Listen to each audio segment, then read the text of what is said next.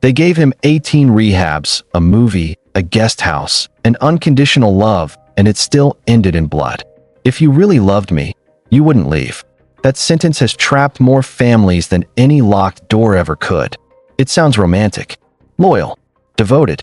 But in the case of Nick Reiner, it became something else entirely, a psychological tether that kept two parents standing in a fire long after the alarms were screaming. Why does this story matter? Because what happened inside the Reiner home isn't rare. It's not some Hollywood anomaly.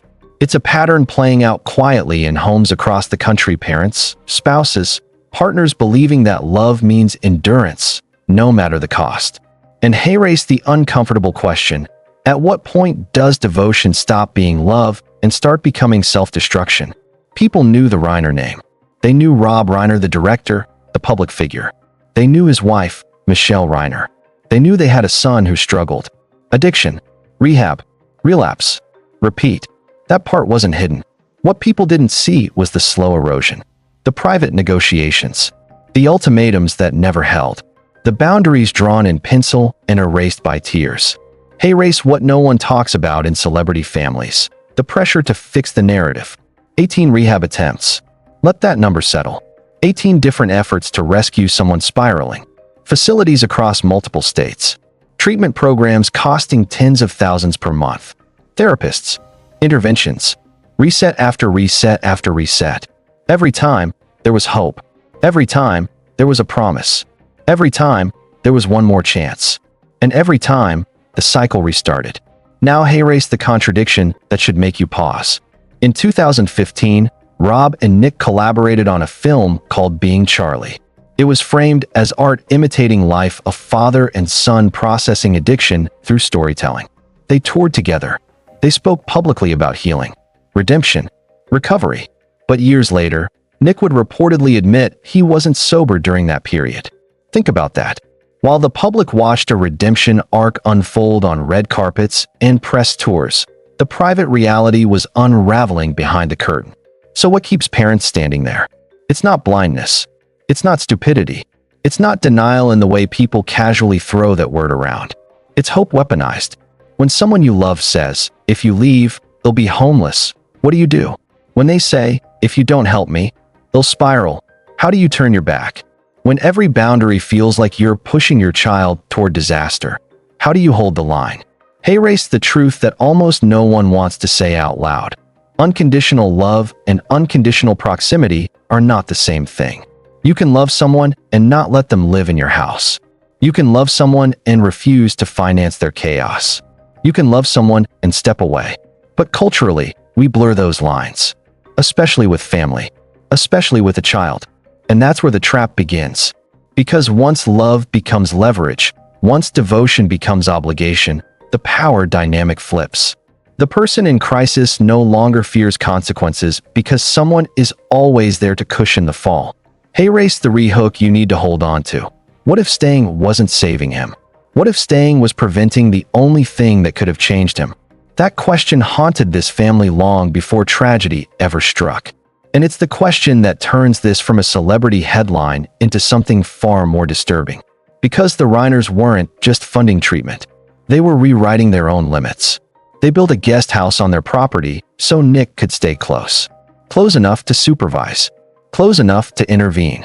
Close enough to believe they still had control over the trajectory. But control in addiction is an illusion. And proximity doesn't equal protection. And as this story unfolds, one truth becomes harder to ignore. Love did not stop the spiral. It only kept them in its path. In the next section, we step inside the 18 attempts to save him and the warning signs that, in hindsight, were impossible to ignore. 18 times. That's not a relapse. That's a cycle. After the first few treatment programs, hope still feels rational. Families tell themselves recovery isn't linear. Doctors reinforce patience. Counselors speak about progress, not perfection. And when you love someone, you cling to that language like it's oxygen. But by the 10th attempt, something shifts. By the 15th, you're no longer fighting addiction. You're fighting reality. For Rob Reiner and Michelle Reiner, each new facility represented a reset button. A new staff, a new philosophy, A new structured environment that promised what the last one couldn't deliver. Addiction specialists call it treatment hopping. Families call it hope. And hope is powerful. Hey race, what many don't understand. High-profile families often have access to the best programs money can buy. Private detox centers, luxury rehabilitation campuses, intensive therapy with leading clinicians. There were no shortcuts here. No lack of effort. No financial barriers limiting options. So when nothing changes despite every available resource, it forces a terrifying question. If money, access, support, and unconditional backing aren't enough, what is? That's where the narrative begins to fracture. In 2015, father and son stood side by side promoting Being Charlie, presenting a story of recovery inspired by real life. Interviews painted a portrait of healing, growth, a family fighting together. But behind that public image, cracks were already widening. Years later, Nick Reiner would admit publicly that he wasn't actually sober during parts of that time. Let that sink in. While the world watched a recovery story unfold, the relapse cycle was quietly continuing. This is where the sunk cost trap tightens. When you've invested years emotionally, financially, spiritually, walking away doesn't feel like protection. It feels like betrayal. Every dollar spent becomes a reason to keep going. Every tear shed becomes evidence you can't quit now. And hey-race the contradiction that slowly erodes families. The more you give, the harder it becomes to stop giving. Because stopping would mean admitting that the previous 17 attempts didn't work. So the 18th one has to. At least that's the logic. There's also another layer few talk about: proximity. The Reiners reportedly allowed Nick to stay close, even building living space on their property at one point. Not because they were naive, because they were afraid. Afraid of what might happen if he was out of sight. Afraid of homelessness. Afraid of overdoses. Afraid of phone calls in the middle of the night. And fear makes boundaries fragile. Imagine being 77 years old and feeling unable to attend a holiday gathering without bringing your 32-year-old son because leaving him alone feels too dangerous. That isn't parenting in the traditional sense. That's crisis management. That's living on alert. Hey race the re-hook that matters. What happens when the safety net becomes the reason the fall never happens? Addiction experts often speak about rock bottom. The idea that consequences sometimes create clarity. But if someone is always there to absorb the consequences, pay the rent, provide housing, smooth over damage, the bottom never fully arrives. Instead, the cycle continues in slow motion.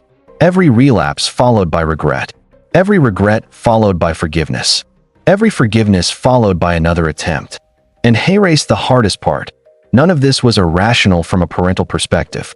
If anything, it was painfully human. No parent wants to test whether their child can survive homelessness. No parent wants to gamble on tough love and risk catastrophe. No parent wants to believe stepping back might be necessary. But as the years passed, one uncomfortable truth began to surface. Their presence wasn't curing the addiction. It was cushioning it. And the more they cushioned it, the more entrenched the pattern became. In the next section, we examine the psychological trap that keeps families locked into this cycle and why walking away can feel more terrifying than staying in danger.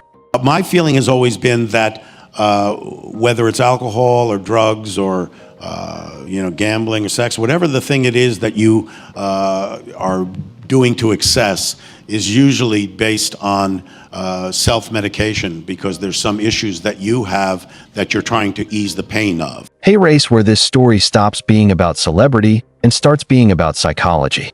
Because what trapped Rob Reiner and Michelle Reiner wasn't ignorance. It was a system of emotional leverage that's almost invisible when you're inside it. It begins with guilt. If you leave, you'll end up homeless. If you stop helping me, you'll spiral. If you really love me, you won't give up. Those words don't sound like threats. They sound like desperation. And that's why they work. Because if something terrible happens after you set a boundary, you'll always wonder, was it my fault? That fear is paralyzing. Families don't stay because they're convinced everything is fine. They stay because they're terrified of what might happen if they don't. And over time, that fear quietly reshapes reality. This is the first layer of the trap, guilt weaponized as love. The second layer is something psychologists call sunk cost. By the time you've funded 10 rehabs in this case, 18, your identity becomes wrapped around being the one who doesn't quit. You're not just helping anymore. You're the rescuer, the anchor, the safety net. And walking away doesn't just mean stepping back from the person. It means dismantling the role you've built your life around. For the Reiners, the investment wasn't only financial. It was public. When they created Being Charlie, they shared their family's struggle with the world. It was framed as healing through art, a turning point. So imagine the psychological weight of admitting the turning point wasn't real. Imagine confronting the possibility that the redemption arc was incomplete or worse, an illusion. Hey, race the rehook. What if staying wasn't loyalty, but fear of being wrong? Because once you've told yourself and perhaps the world that love will conquer this, stepping away feels like confessing failure. But there's a third layer to the trap, and it's the most dangerous one. The fantasy of the final save. It sounds like this. What if this next conversation is the one that finally breaks through? What if this next program is the one that sticks? What if leaving is the thing that pushes them over the edge? Notice how every version centers on your presence being decisive. That's intoxicating in its own way. Terrifying, yes, but also powerful, because it suggests you matter that much. But hey-race the contradiction that slowly surfaces. If your presence were the cure, it would have worked by now. This isn't about blaming parents. It's about confronting an illusion that love alone can override self-destruction. Addiction doesn't negotiate with affection. It doesn't bend to devotion. It doesn't retreat because someone sacrifices enough. And when families remain in constant crisis mode, something subtle happens. Their own boundaries begin to erode. Sleep is disrupted. Relationships strain. Social lives shrink. Holidays revolve around stability checks. Conversations revolve around prevention. Life becomes orbiting someone else's chaos. And hey-race the quiet truth. When you're always preventing disaster, you're also preventing consequences. That doesn't guarantee consequences would have changed anything. But removing them guarantees nothing changes. By the time this family reached the final chapter of their story, the pattern was deeply entrenched. Not because they didn't care enough, but because they cared without limits. In the next section, we step into the night everything collapsed and confront the question no one can answer with certainty. Would walking away have changed the ending? No, there's so much funny stuff that happens in rehab, and a lot of funny people. Like, it's tragic and all, but the people that are there are not going to want you to throw them a pity party. They're going to want you to laugh at the situation and make light of it. The final chapter didn't begin with violence. It began with routine. By the time everything fell apart, crisis had become normal inside the Reiner household. Decades of instability condition a family into constant vigilance. You don't react dramatically anymore. You monitor. You manage. You adjust. You survive. And that's what makes the ending so devastating. Because nothing about long-term crisis feels urgent anymore until it is. On the surface, this was still a family trying to hold itself together. Rob Reiner was in his late 70s. Michelle Reiner stood beside him through every setback. And Nick Reiner, now in his 30s, was no longer a child spiraling. He was a grown man with a long documented history of addiction, relapse, and manipulation. Hey-race the part that chills people when they examine it closely. The fear never left the house. Reports indicated that Rob felt uncomfortable leaving Nick alone for extended periods. That tells you something. This wasn't just concern. It was hyper-awareness. The sense that something unpredictable could happen at any time. Imagine living like that for years. Imagine organizing holidays around risk assessment. Imagine measuring social plans against potential fallout. Imagine knowing that one argument, one spiral, one relapse could ignite chaos. Now pause, because hey-race the question that reframes everything. At what point does protection turn into exposure? The very proximity designed to reduce danger may have increased it. The guest house, the constant access, the open-door policy after broken promises, the pattern of consequences that rarely solidified into long-term change. Each time the line was drawn, this is the last chance it dissolved under emotional pressure. And when boundaries become flexible, behavior becomes predictable. Addiction thrives in environments where consequences are softened, not because families are weak, but because love overrides enforcement. That night, the one that ended in irreversible tragedy didn't materialize from nowhere. It was the final link in a chain built over years. A chain made of fear, devotion, guilt, hope, and exhaustion.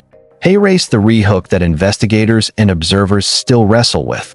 If firm separation had happened years earlier, would this night have unfolded differently? There is no definitive answer. What we do know is this: remaining close did not prevent the worst outcome. That reality is brutal. It strips away comforting illusions.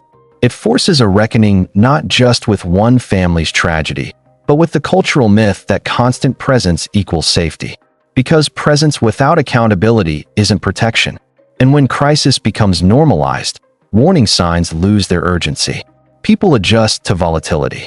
They convince themselves that as long as they're nearby, they can manage it. But volatility doesn't negotiate forever. Eventually, it detonates. And when it did, it shattered more than a household. It shattered the belief that unconditional love, by itself, can override long-term destructive patterns. The most haunting part isn't just what happened. It's that the love never stopped. That if everybody cleared the floor and they let him go, because it was like genius. Yeah. And one time at a party, he goes and everybody's hysterical laughing. He finishes, and then he can't stay at the party. He has to leave because he's done. This story isn't about villainizing addiction. It isn't about blaming parents. And it isn't about simplifying a complex family tragedy into a headline.